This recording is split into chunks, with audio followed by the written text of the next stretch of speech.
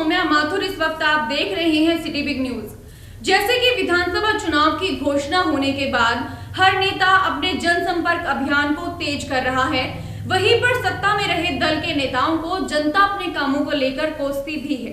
इसी के चलते एक ऐसा वाकया हिसार के विधायक डॉक्टर कमल गुप्ता की जुबान से निकल गया, जिस वाकया ने डॉक्टर कमल गुप्ता और भारतीय जनता पार्टी के पसीने छुड़वा दिए।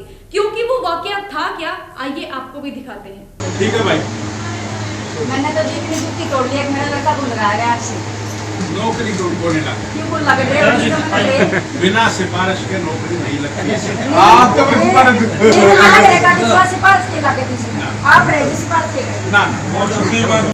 क्योंकि जनसंपर्क अभियान के सिलसिले में हर नेता अपने वोटरों को लुभाने के लिए वायदे भी करते हैं और लोगों की समस्याओं को भी सुनते हैं। इसी के चलते हिसार के विधायक डॉक्टर कमल गुप्ता एक पार्षद के बुलावे पर सूर्यनगर कॉलोनी में पहुंचते हैं, जहां पर शिकायत सुनते सुनते एक महिला ने डॉक्टर कमल गुप्ता को कहा कि आपने मेरे बेटे को नौकरी नहीं लगवाया। वहीं डॉक्टर कमल गुप्ता की जुबान से निकले हुए उन शब्दों को किसी कार्यकर्ता ने अपने मोबाइल में रिकॉर्ड कर लिया और होना क्या था, वो वीडियो जंगल में आग की तरह फैल गई और वो वीडियो इतनी वायरल हुई कि एक तरफ तो हरियाणा के मुख्यमंत्री नौकरी के लिए न खर्ची न पर्ची की बात करते हैं, वहीं हिसार के विधायक बिना सिफारिश नौकरी नहीं लगती ऐसा वाक्य बोलते हैं। उसके बाद मीडिया में स्पष्टीकरण देते हुए डॉक्टर कमल गुप्ता अपनी सफाई दे देकर परेशान हो जाते हैं। आखिर वो पूरा वाक्या क्या था, इसे किसी मीडिया ने नहीं दिखाया।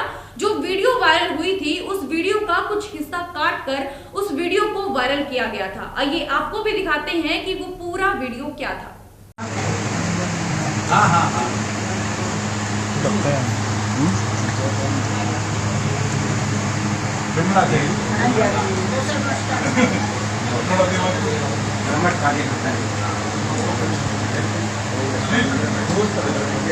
पार्षद महोदय कहाँ है? पार्षद महोदय में जाओ। अरे दुनिया है, फोन पे आए।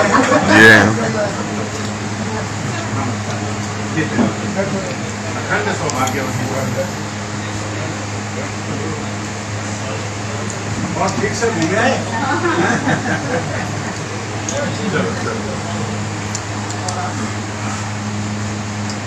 वार्ड के विकास में सबसे नंबर 1 राज्यों को रखेंगे, वार्ड नंबर 10 को रखेंगे, सीधी सी बात।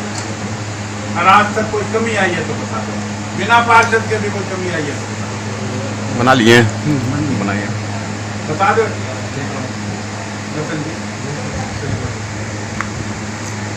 मैं तो सारे गिनाता हूँ। अगर सूर्यनगर की 28 की 28 गड़ी, सूर्यनगर में नहीं आई, यहाँ तो कमी रही है।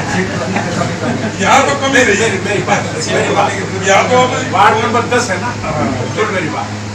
शिव कॉलोनी का बोली था, वार्ड नंबर 10 तो आप 10 रहना जी। आप लोग सूर्यनगर की 28 नंबर गली, तो शिव कॉलोनी का नाम तो लो। शिव कॉलोनी में बनवाऊंगा तो नाम लेऊंगा ना, इनके के नाम लेऊंगा। पानी भी अभी सुखा वो तो गंदा पानी जो आपने कहा था ना, पानी नहीं होगा ना करके बनते। भाई मेरी बात, पूरा शहर है, पूरे शहर में 100% काम हो गया, ये तो मैं कह ही नहीं गया। 80% 90% तो मानोगे ना।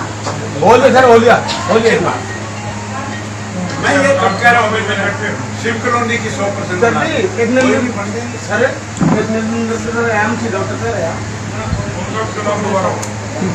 नरेंद्र शर्मा जी का। हाँ वो जरा बोल ठीक है भाई।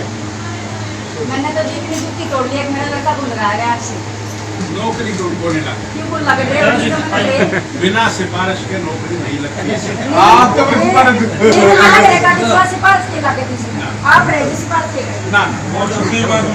और डालना जमा बिना, देखो मैं 70,000 नौकरी दी, एक भी नौकरी अगर सिफारिश हो।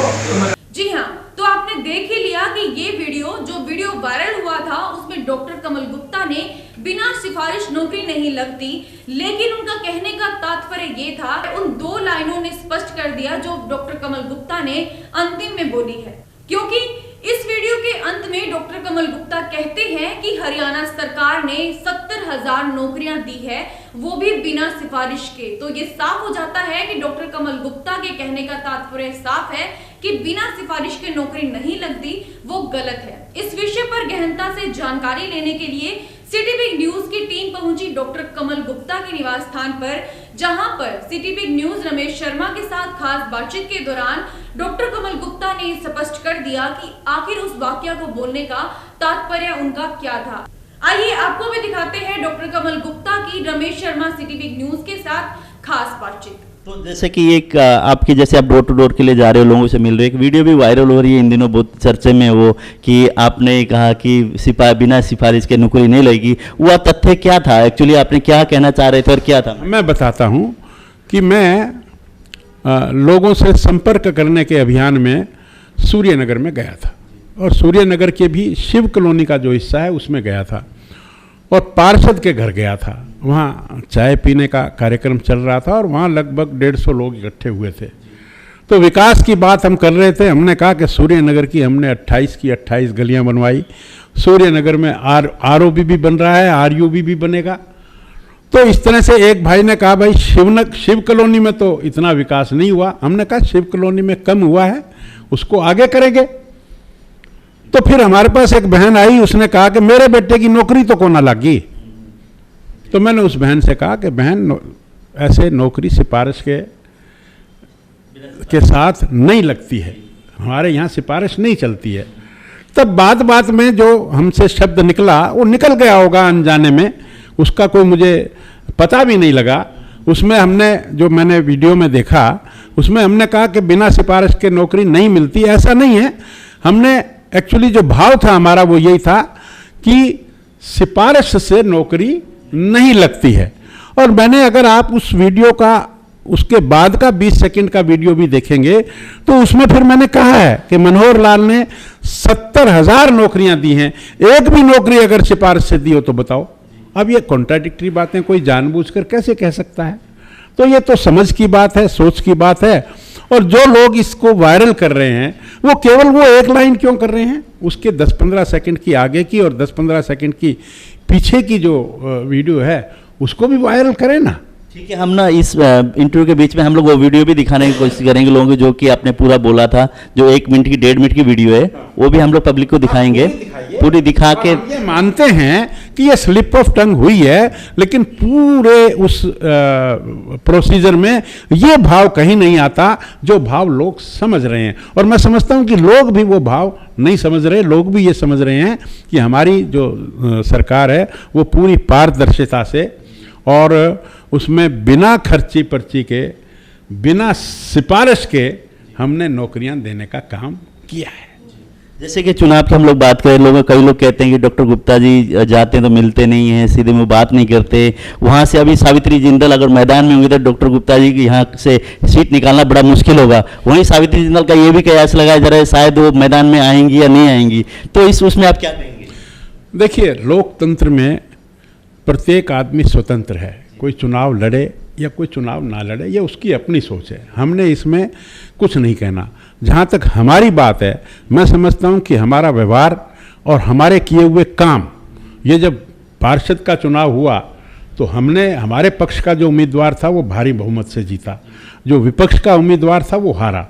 उसके बाद जब लोकसभा की भी बात आई तो हमारे पक्ष का जो उम्मीदवार है वो 57,000 से हिसार से जीता, और विपक्ष के जो दोनों उम्मीदवार थे, दोनों में से एक की तो जमानत बच गई थोड़ी सी और दूसरे की तो जमानत जब्त हो गई।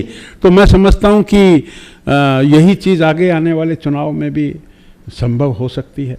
क्या ये समझें कि डॉक्टर कमल गुप्ता पर्सनल काम नहीं कराते, समाज से जुड़े हुए और विकास कार्य में ज़्यादा अहमियत देते हैं? इसमें कोई शक नहीं। सामूहिक काम, विकास के काम और पर्सनल काम भी अगर कोई किसी के जायज होंगे तो वो नहीं रुकेंगे, लेकिन किसी के गलत काम हम उसकी सिफारिश नहीं करेंगे। तो इस बार के चुनाव में किस तरह के नतीजे आने वाले आपको लगता है? मैं समझता हूं कि मेयर का चुनाव जिस प्रकार से हुआ और लोकसभा का चुनाव जिस प्रकार से हुआ और जिस प्रकार से उसका रिजल्ट आया, उससे भी अधिक अच्छे रिजल्ट विधानसभा के चुनाव में आने वाले हैं। और कमल के फूल पे जो भी प्रत्याशी होगा वो भारी बहुमत से जीतेगा, ऐसा मेरा विश्वास है। जैसे डॉक्टर साहब जो पिछला नौकरियों का था सवाल, उसमें जैसे अलग अलग दूर दूर से बच्चे आके पेपर दे, इस वाले में भी बहुत सारे बच्चे ऐसे थे कि 200-200 किलोमीटर दूर जाके बच्चों को पेपर देना पड़ा। उनमें सड़क हादसों से कई 17-18 बच्चों की जान गई है, उस पर सरकार की तरफ से कोई भी ऐसी वो नहीं आई। इस विषय पे आप क्या कहेंगे? ये देखिए, यहाँ अगर कोई लैप्स हुआ है गवर्नमेंट का तो वो हम चेक करवाएंगे और दोषी को सजा देंगे। नहीं, सड़क हादसा हुआ है, बच्चे जैसे कहीं आने जाने में दिक्कत हुई, उनमें जैसे सड़क में उनकी डेथ हुई है, उन बच्चों को क्या होगा उनका? उसमें सरकार उचित फैसला लेगी, मैं उसके बारे में कमेंट नहीं कर सकता। तो इस बार जैसे हिसार में आप क्या समझते हैं, किसके साथ आपका मुकाबला होने वाला है, कि कांग्रेस के साथ रहेगा या अन्य दलों के साथ? मैं समझता हूँ कि पहले टिकटें बंटने दो, और जिस प्रकार से लोकसभा का चुनाव हुआ और मेयर का चुनाव हुआ, विधानसभा के चुनाव में भी कमल का फूल भारतीय जनता पार्टी का प्रत्याशी काफ़ी मतों से जीतेगा, इतना ही मेरा कहना है। जैसे यहाँ से उड़ान उड़ने के बाद आप चंडीगढ़ जाए और उसमें वापस आए, उसके बाद लोग कहते हैं डॉक्टर साहब जाके आ गए, यहीं तक सीमित है, अब उड़ानें वहाँ पे नहीं उड़ रही, और लोगों की जो चलाना चाहिए था, यहाँ से जहाज चलने थे और सपने दिखा के चुनाव तक का एक तरह से प्रचार के लिए किया गया था। देखिए, ये तो सेल्फ एविडेंट है। 4300 एकड़ ज़मीन 16 महकमों से लेकर एविएशन के नाम करवाना, ये महज मुद्दा नहीं हो सकता। 3000 एकड़ ज़मीन और लॉक करना, यानी कि इस पूरी ज़मीन को 7300 एकड़ बनाना और एयरपोर्ट के लिए रिजर्व रखना, ये केवल मुद्दे की बात नहीं हो सकती है। हमने पहले फेज़ में यहाँ के एयरपोर्ट को लाइसेंस्ड करवाया, अप्रूव करवाया। ये काम पहले किसी सरकार ने 50 साल में या देश की आज़ादी के 70 साल में हुआ क्या? आज हमने ये काम किया ना। आज हमारी एक उड़ान उड़ी भी, और वो उड़ान लगातार सोमवार से शुक्रवार को सुबह 9 बजे यहाँ से जाती है और 4 बजे चंडीगढ़ से लौटती है। और आज की डेट तक मेरी जानकारी में लगभग 120-25 लोग यात्रा कर चुके हैं। अभी थोड़े समय में यहाँ से जम्मू, जयपुर, देहरादून और दिल्ली की उड़ानें शुरू होंगी। दूसरे फेज़ का काम शुरू हो गया। दूसरे फेज़ में 10,000 फुट की पट्टी बनने का जो वर्क है वो अलॉट हो चुका। जैसे ही इन्वायरमेंटल क्लियरेंस आएगी वो पट्टी बननी शुरू हो जाएगी। और इतने बड़े, जो आप देखिए, देश का सबसे बड़ा हवाई अड्डा बनने जा रहा है, ये कोई मिनटों और सेकंडों में नहीं बना करता। जब इतना बड़ा प्रोजेक्ट होता है तो इसमें 100 तरह की परेशानियां भी आती हैं, दुविधाएं भी आती हैं, उन सबको हम पार करेंगे। There is a will, there is a way. लेकिन पिछली सरकारों ने तो ऐसा कोई विचार ही नहीं किया ना, उन्होंने तो सपना भी नहीं लिया। जो सपना ही नहीं लेगा वो काम क्या करेगा? हमने सपना लिया, उस काम में जुटे हुए हैं, और उस काम में हमने पहला फेज़ पूरा भी किया, सेकंड और थर्ड फेज़ भी आने वाले 4-5 साल में पूरा करेंगे, और हिसार को इस हिंदुस्तान का सबसे अच्छा और डेवलप्ड सिटी बनाएंगे, इसमें कोई संदेह की बात नहीं है। जैसे हम लोग हिसार की बात करें, आपकी जैसे हिसार विधानसभा में तो इतने प्रत्याशी नहीं दिखते, लाइन पे नहीं है। जैसे अलग अलग नलवा है, आदमपुर, इनमें किसी में 35, किसी में 40, किसी में 20, इस तरह से हैं। और जो ऐसे भी कैंडिडेट हैं जो दूसरी पार्टियों से इसमें आए हैं, तो आपको क्या लगता है, पार्टी टिकट की घोषणा करने के बाद कोई जो अन्य दलों से आए वो बगावत कर सकते हैं पार्टी से? पार्टी में सब तरह की चीज़ें होती हैं। जो पार्टी में सात्विक मन से आया है, समर्पण भाव से आया है, विचारधारा से जुड़कर आया है, वो पार्टी में रहेगा। और जो किसी लाभ की मंशा से आया है, कोई बदनीयत से आया है, तो वो पार्टी में चला जाएगा। गंगा बहती है तो लोग जुड़ते भी हैं, लोग निकलते भी हैं। ये कोई अलग से कोई विशेष बात नहीं है, ये रूटीन की बातें हैं। जैसे कुछ ऐसे भी प्रत्याशी थे, मतलब प्रत्याशी हम लोग के कैंडिडेट थे कि जो कि टिकट की दौड़ में थे, उनको प्रभारी बना के अलग अलग इलाकों में जिम्मेवारी दी गई है, क्या वो टिकट की दौड़ में होंगे? नहीं, ऐसी कोई बात नहीं है। जो प्रभारी भी हैं, अगर वो नेतृत्व उनको समझेगा कि ये जीतने वाला कैंडिडेट है, तो ये जिम्मेवारियां तो क्षण भर में बदल सकती हैं, ऐसी कोई बात नहीं है। CTV न्यूज़ समय देने के लिए बहुत बहुत धन्यवाद गुप्ता जी। धन्यवाद आपका। सभी को नमस्कार और शुभकामनाएं।